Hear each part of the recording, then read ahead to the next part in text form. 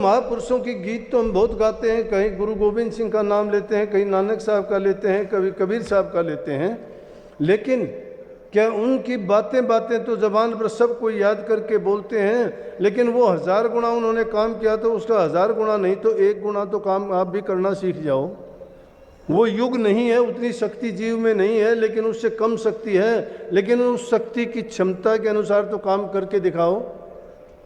हम क्या देखते हैं कि उन बातों की ओर तो हमारा ध्यान ही नहीं है। जहाँ कहीं भी देखोगे घर परिवार की चर्चा होगी, सामाजिक सामान चीज़ों की होगी, अपने सुख दुख के और गीत काफ़ी गाए जाएंगे, लेकिन कभी भी इस बात के बारे में कभी हम जिक्र करते हैं क्या कि तेरा सतगुरु से प्यार कितना है, तू भक्ति कितनी करता है, तू सुमन कितना करता है, ध्यान में कितनी देर बैठता है, तेरा अनुभव क्या हुआ है, क्या तुझे आनंद या रस प्राप्त होता है, क्या तूने अपनी आदतों पर कुछ काबू पाया है।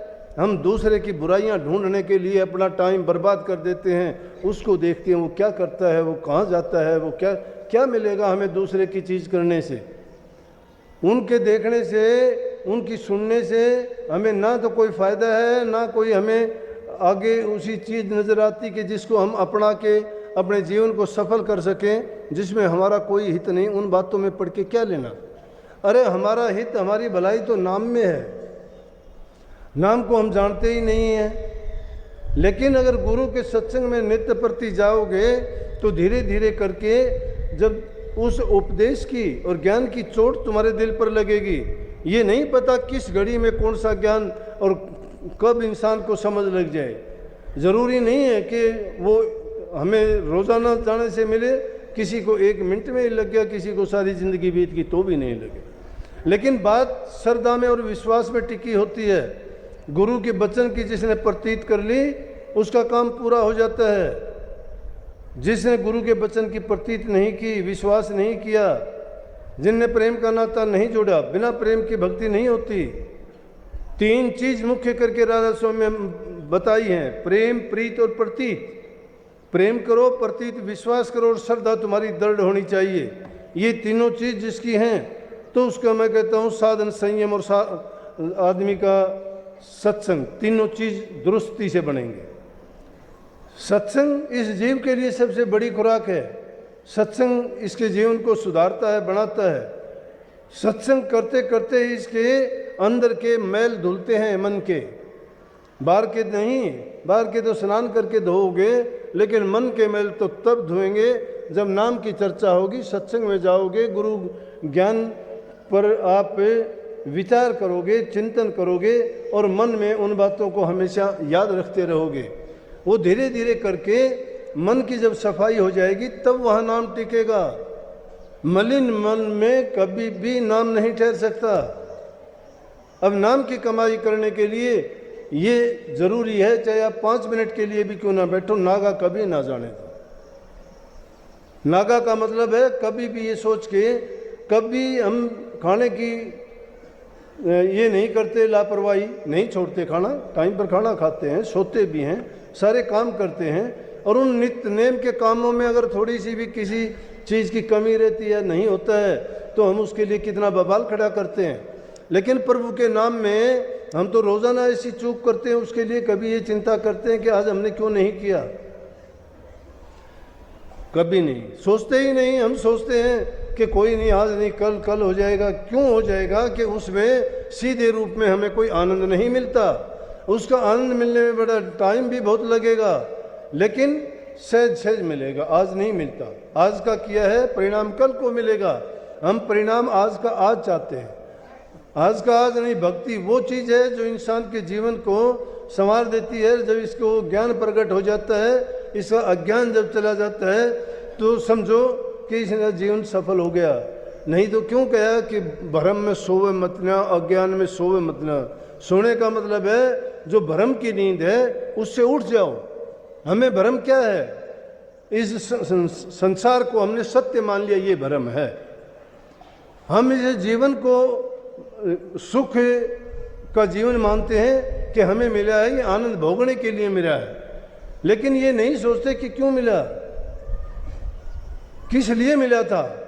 ये बार बार नहीं मिलने वाला गीत तो सब ने गाए इसके कि भाई ये ये स्वामी जी महाराज ने बहुत अच्छा इसके बारे में कहा है कि ये तन तुमने दुर्लभ पाया, कोटि जन्म जब भटका खाया, या को अब व्यर्था मत खो, छिन छिन चेतो भक्ति कमाओ, भक्ति करो तो गुरु की करना, मार्ग शब्द गुरु से लेना, शब्द मार्गी गुरु ना होवे तो झूठी गुरुआई लेवे। शब्द मार्गी गुरु होना चाहिए। ये पाखंडी गुरुओं के फंस जाओगे तो भी तुम्हारी नाव जो है समुद्र में डूब जाएगी। क्यों डूब जाएगी? कि देह का गुरु देह का चेला दोनों नरक में ठेलम ठेला। न गुरु को कुछ ज्ञान नहीं है, ना शिष्य को कोई पहचान नहीं है। गुरु भी धूल में ऐसे ही धूल उड़ाता है और उसको अज्ञान में जीवों को बहा देता है। जीव बेचारे पीछे लग के अपने जीवन को बर्बाद कर जाते हैं।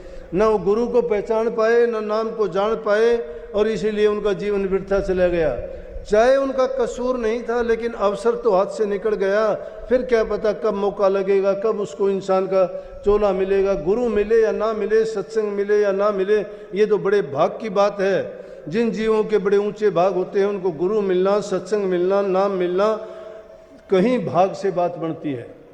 बहुत जन्मों के शुभ कर्मों के करने से वो मिलते हैं। इसलिए जो टाइम मिला है उसको व्यर्था नहीं खोना चाहिए। ये भ्रम की नींद से जब हम जाग जाएंगे, गुरु हेला देता है, जगाता है सबको, लेकिन हम उन चीज़ों को, हमारा उस ओर ध्यान नहीं है, हमारी रुचि नहीं है उस चीज़ में।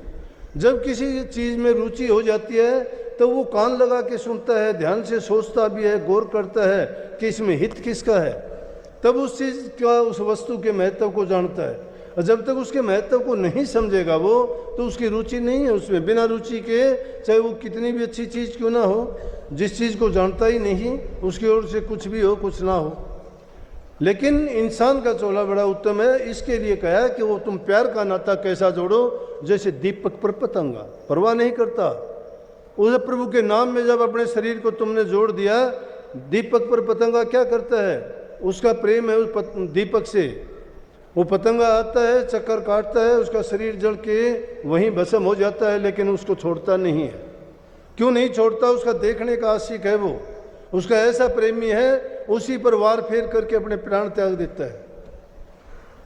फूलों पर भौरा, सुगंधी आती है भौरे को, उस फूल के ऊपर जाके बैठ जाता है, फूल पे बैठ के मस्त हो जाता है, परवाह नहीं करता।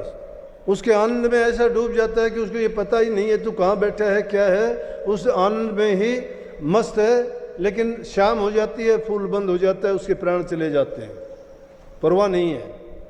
प्रेम का नाता ऐसा होता है कि उसके साथ उसने अपने प्राण गंवा दिए, लेकिन परवाह नहीं की। फूल बंद हो गया, प्राण गए उसके। फूलों पर भौरा पागल सा हो रहा, पागल सा हो गया। पागल उसको कहते हैं जिसको कोई ध्यान नहीं, जो उसके दिमाग में बात है वही है बस एक। ये प्रेम भी ऐसी चीज़ होती है, जिसका प्रेम का नाता जुड़ जाता है उसको कुछ दिखाई नहीं देता, दूसरी चीज़ दिखाई नहीं देती, सिर्फ प्रेम दिखाई देता है। ऐसा हुआ लैला मजनू के टाइम में। कहते हैं एक बार मजनू के पिताजी ने छूट कर दी। लैला ने शिकायत की कि मजनू को परवाह नहीं है किसी चीज़ की, वो मेरा आशिक है, उसको भूख प्यास भी लगती है, लेकिन उसके पास कुछ नहीं, कमाता खाता कुछ नहीं है, क्या करें। उसके बाप ने कह दी जितने भी दुकानदार थे कि अगर मजनू कोई भी सामान ले, इसको सब दे दिया करो, कोई पैसे नहीं लेना। हजारों मजनू पैदा हो गए, जो भी जाके दे के मजनू दे सामान, सब ऐसे ही ले लेके खाने लग गए। दुकानदारों ने जाके शिकायत किया, कहने लगे ये तो बताओ मजनू एक है कि हजारों हैं?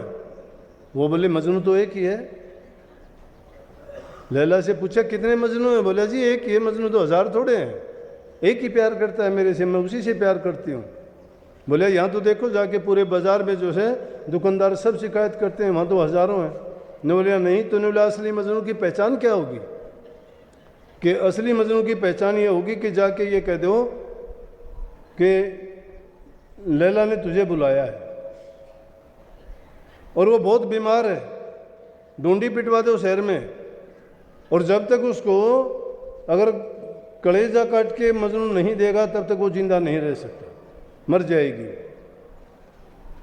तो वहाँ से चले उसको ढूंढने के लिए कि भाई मजनू कौन सा है, मजनू आओ, लैला को ज़रूरत है, उसके दिल की ज़रूरत है। वो जब तक उसको नहीं मिलेगा छुरी से काट के उसका दिल निकालेंगे और उसको लैला को देंगे जब वो ज़िंदा होगी, नहीं तो मर जाएगी।